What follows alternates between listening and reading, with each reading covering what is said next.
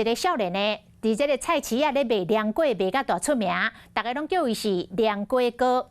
伊伫咧网络顶发文章，讲伊到宜兰的菜市啊排打，有人送水要互啉，想袂到管仔底毋是水，是工业酒精。伊讲安全已经受到威胁，会报警处理。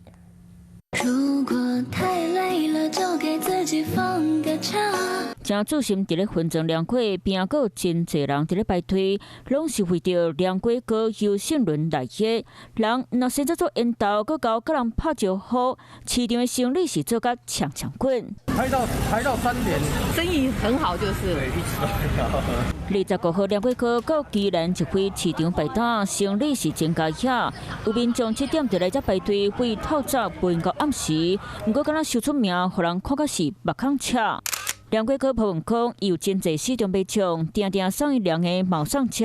迄天排打喙刀准备要啉其中一罐水，拍开所发现，竟然是工业酒精。人家是要送我们喝的，但是我不知道他们是送什么。